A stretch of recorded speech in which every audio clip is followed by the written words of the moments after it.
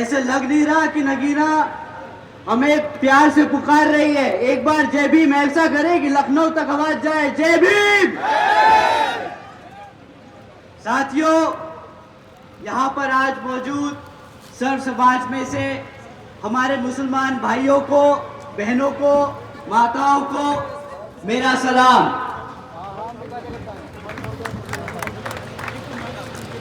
और बाकी सब समाज के,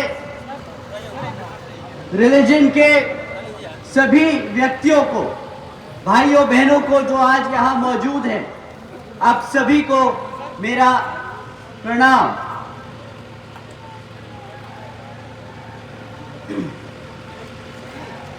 मेरे सभी माताएं, बहनें, बड़े बुजुर्ग जो आज यहाँ इतनी बड़ी संख्या में मौजूद हुए हैं, आप सभी का मैं तहे दिल से धन्यवाद व शुक्रिया अदा करना चाहता हूं। साथियों, साथ साथ में आज यहाँ मंच पे मौजूद पार्टी के सभी वरिष्ठ व छोटे बड़े पदाधिकारी एवं कार्यकर्तागण जिन्होंने इस सभा को इतनी बड़ी सक्सेस बनाने में अपना पूरा समय दिया, तो उन सब को भी मेरा तहे दिल से धन्यवाद।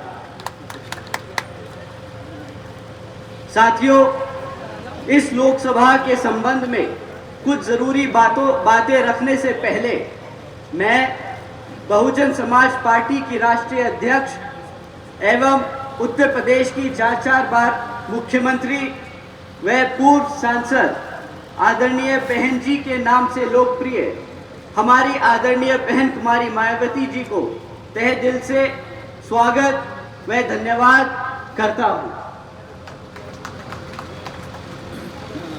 जिन्होंने अपना पूरा जीवन वामसिफ, DS4 व BSP के जन्मदाता एवं संस्थापक मान्यवर साहब श्री काशीराम जी के बताए हुए रास्ते पर चलकर परम पूज्य बाबा साहब डॉक्टर भीमराव अंबेडकर जी के मानवतावादी व आत्मसम्मान एवं स्वाभिमान के मूवमेंट के लिए अपना पूरा जीवन त्याग कर इस मिशन, मूवमेंट और पार्टी को नई ऊर्जा देने का जो काम किया, तथा उत्तर प्रदेश जैसे विशाल व महत्वपूर्ण राज्य में 4 बार अपनी पार्टी BSP के नेतृत्व में सरकार बनाकर खासकर बहुजन समाज के लिए ऐसी मिसाल तय की, जिससे प्रेरणा लेकर करोड़ों लोग यहाँ सामाजिक परिवर्तन व आर्थिक तरक्की की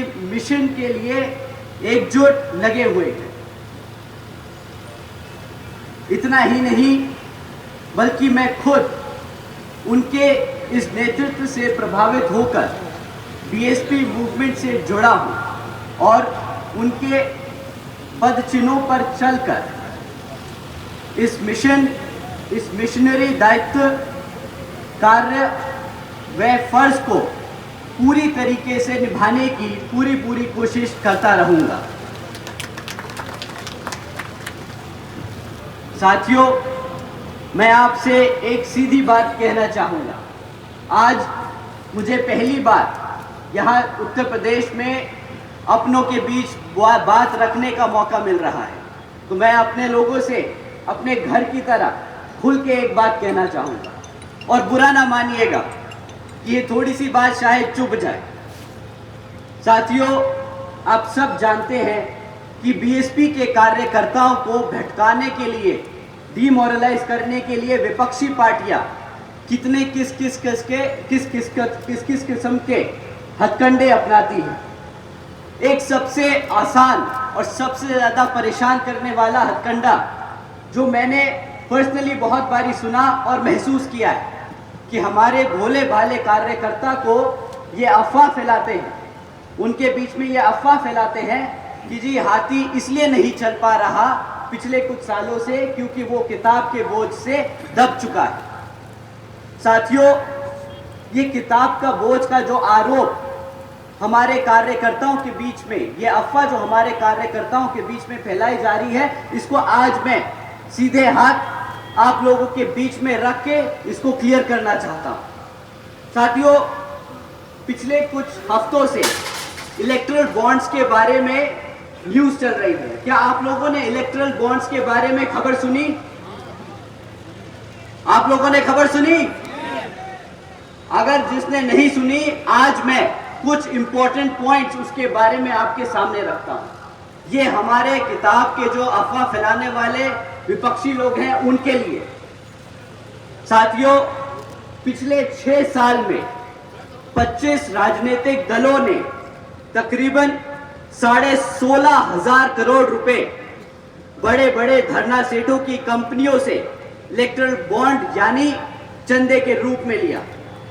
साथियों, इन 25 राजनीतिक दलों में बीजेपी से लेके समाजवादी पार्टी तक सबका नाम है, सिवाय एक के।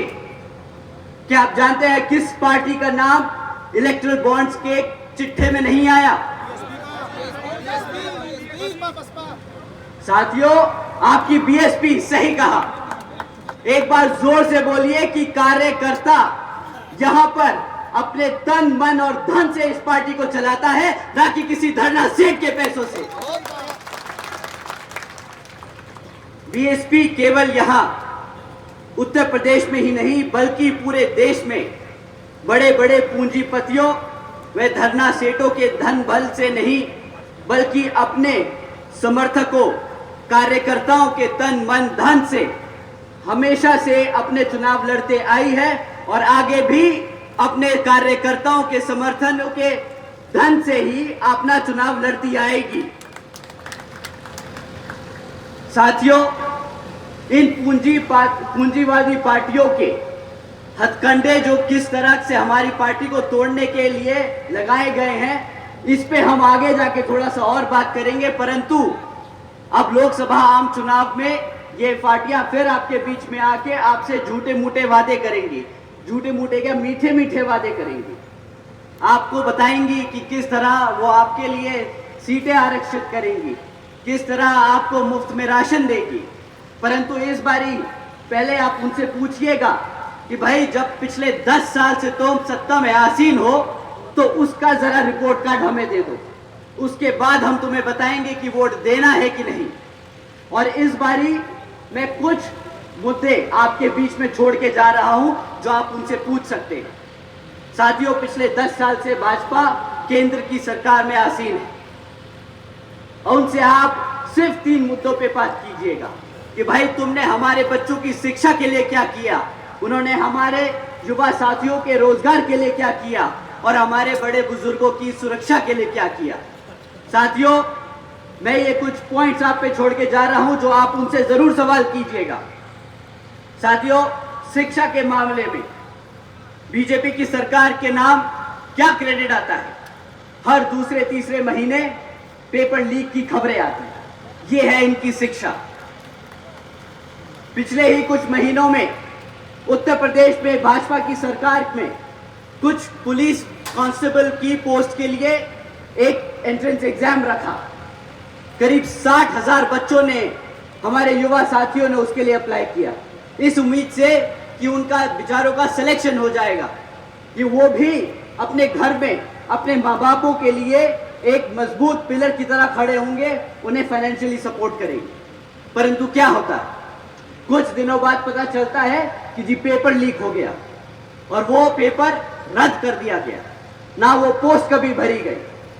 साथियों, आज बीजेपी की सरकार के दौरान पिछले 10 साल से पढ़ाई शिक्षा के मामले में इतना दर गिर चुका है कि आज अगर आप 8वीं कक्षा के बच्चे से पूछे कि भाई तुम प्लस माइनस डिवीजन मल्टीप्लिकेशन कर सकते हो क्या, सरकार का सर्वे है, साथियों सरकार का सर्वे है कि आज भी 8वीं कक्षा के बच्चे, आधे बच्चे ये प्लस माइनस तक नहीं कर सकते। किस बात की शिक्षा दी है उन्होंने पिछले 10 साल में? साथियों, अगर आप बोलते हैं कि इंडिया को आप वर्ल्ड में सबसे बड़ी इकोनॉमी बनाने जा रहे हैं, तो उसकी सबसे बेस फाउंडेशन एजुकेशन होती है, हमारी शिक्षा होती है। और आप अगर भारत से अमेरिका में काम लोगे, अगर आप भारत से चाइना में काम लोगे, अगर आप भारत से यूरोप से काम लोगे तो आपकी बेसिक एजुकेशन क्या है कि आपको अंग्रेजी बोलनी आनी चाहिए? भाई आप उनसे हिंदी में तो बात नहीं करेंगे ना, आपके बच्चे अंग्रेजी में ही उनसे बात कर पाएंगे। परंतु भाजपा की पिछले 10 साल की सरकार में शिक्षा का इतना बुरा हाल हो चुका है कि आज हमारे बच्चे अंग्रेजी का एक सेंटेंस नहीं बोल पाते।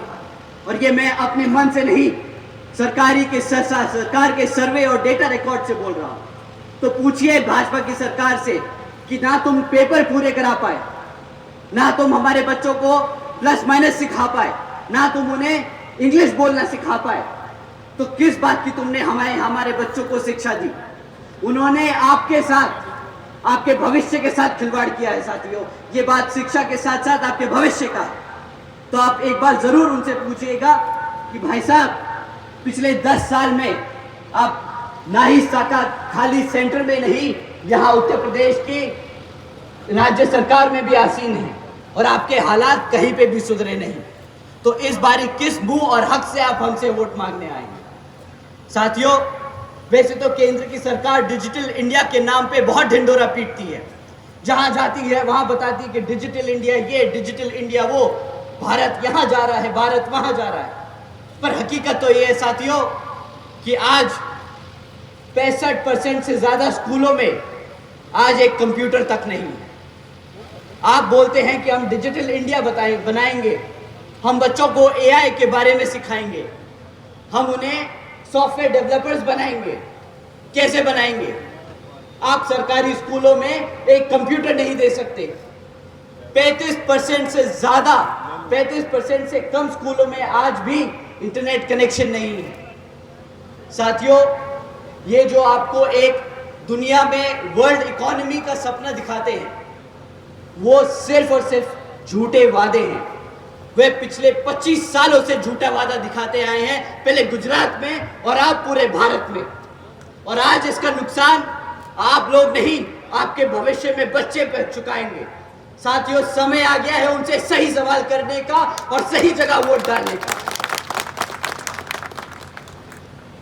साथियों, जो बच्चे किसी तरह ग्रेजुएशन तक पहुंच गए, क्योंकि सरकारी स्कूल से निकल के पढ़ने में तो बहुत तकलीफ, कोई बच्चा अगर प्राइवेट स्कूल से निकल जाए, ग्रेजुएशन कर ले, पीएचडी कर ले, तो उसके लिए अब रोजगार के मौके नहीं। कैसे नहीं? साथियों, बीजेपी की सरकार के दौरान आज 3 में से 1 ग्रेजुएट बेरोजगार घूम रहा है। ये जो बोलते हैं कि भाई हम हर साल 2 करोड़ नौकरी देंगे, 2014 में बहुत बड़ा वादा लेके आए थे। सबने इसी नाम पे वोट दिया था कि हमारे बच्चों की नौकरी लग जाएगी। आज 3 में से 1 बच्चा बेरोजगार घूम रहा है। साथियों, बेरोजगारी का इतना बुरा हाल है कि पिछले कुछ दिनों में ऐसी खबरें सामने आई हैं जो आप सुन के हैरान होंगे। मैं एक हेडलाइन आपके सामने पढ़ता हूं। 90,000 से ज्यादा पीएचडी स्कॉलर्स, इंजीनियर्स और ग्रेजुएट्स ने एक क्लास 4 की नौकरी के लिए अप्लाई किया। ओपनिंग कितनी थी? 1000 पोस्ट एक क्लास 4 की नौकरी के लिए। पीएचडी स्कॉलर्स अप्लाई कर रहे हैं, ग्रेजुएट्स अप्लाई कर रहे हैं। ये है पिछले 10 साल में भाजपा सरकार का एजुकेशन, एम्प्लॉयमेंट पे रिकॉर्ड। साथियों, प्रधानमंत्री जी और भाजपा के केंद्र के सारे मंत्री बड़े गर्व और फख्र से बोलते हैं कि भाई हमने आज तक 80 करोड़ से ज्यादा लोगों को मुफ्त में राशन देने का काम किया। उन्होंने ऐसी स्कीम चलाई मुफ्त में राशन देने की कि आज 80 करोड़ लोग भारत के वो स्कीम के अंदर उसका फायदा उठा रहे हैं। साथियों, केंद्र की भाजपा सरकार जो बड़े चौड़ कर बोलती है कि मित्रों, आज बीजेपी की सरकार ने 80 करोड़ से ज्यादा देशवासियों को मुफ्त में राशन देने का काम किया है, परंतु ये कोई इनसे पूछे कि भाई जो 80 करोड़ लोगों को तुमने मुफ्त में राशन देने का काम किया, इसमें इतना चौड़ने की क्या बात है? वो मुफ्त में राशन इसलिए तुमसे ले रहे हैं क्योंकि तुमने उन्हें रोजगार नहीं दिया। पिछले कई सालों से तुम 2 करोड़ नौकरियों का वादा करते रहे और बताते रहे कि कितनी नौकरियां हैं। अगर नौकरियां होती तो क्या 80 करोड़ में से लोग भारत के आपके मुफ्त राशन पे डिपेंडेंट होते क्या? बताइए साथियों। और सबसे बड़ा धोखा, इस 80 करोड़ जनता को मुफ्त में राशन देने का हमारे टैक्स पेयर पे 2 लाख करोड़ का टैक्स बर्डन पड़ता है। ये खर्चा आपके टैक्स के पैसे से दिया जाता है। अब एक बात सोचिए, 2 लाख रुपए ये केंद्र की सरकार 2,500 रुपए 3,000 रुपए महीना राशन देने में खर्चती है।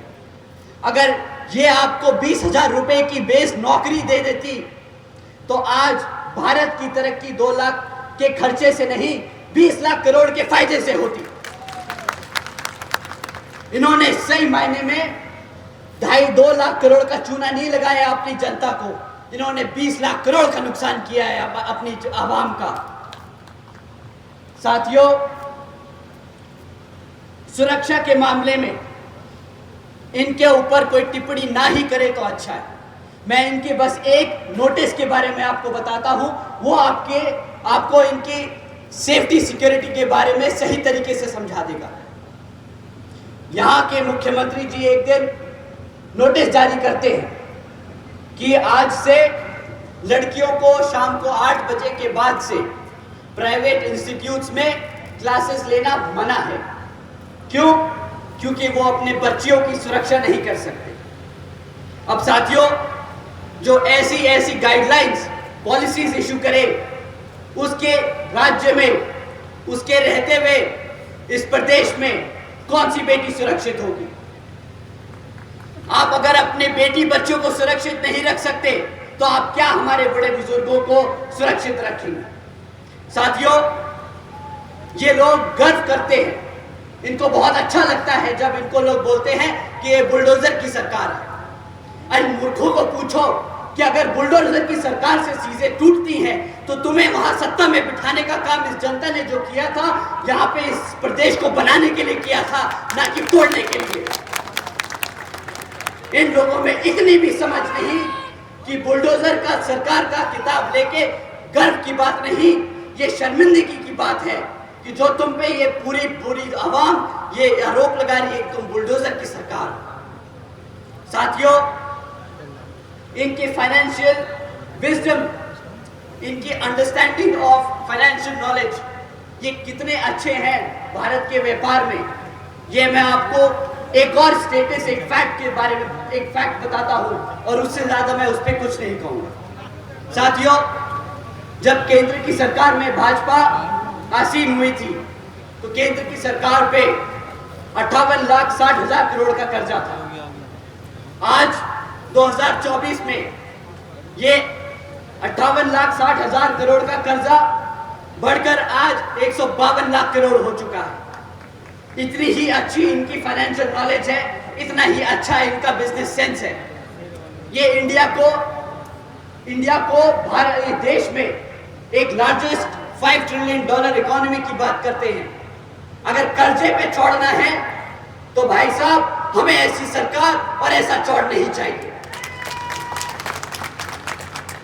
हम चाहते हैं कि हमारे बच्चे को रोजगार मिले, हम चाहते हैं कि हमारा बच्चा हमारे घर में पैसा लेके आए और बोले कि माँ, तेरे को बाहर सरकार के फ्री खाने राशन की स्कीम पे जरूरत नहीं है, मैं तेरे लिए कमा सकता हूं। इन्होंने साथियों हर स्तर पे आपके साथ धोखा किया है और अब आपका समय आ गया है इनसे सवाल करने का कि भाई किस तरीके से तुम सरकार चलाते आए हो। अब समय आ गया है इनको इनकी हरकतों के लिए अकाउंटेबल होल्ड करने का। साथियों, ये लोग पिछले 10 साल से आपके साथ हैं, ये 10 साल से आप पे राज करते आए और आज भी जब ये आपके बीच में आएंगे तो अगले 15 साल का सपना दिखाएंगे। ये अपना पिछले 10 साल का रिपोर्ट कार्ड नहीं देंगे आपको। साथियों, मैं बहन जी का गवर्नेंस मॉडल आपके सामने रखता हूं। हम 2007 में सत्ता में आए थे और हम 2012 तक सत्ता में थे।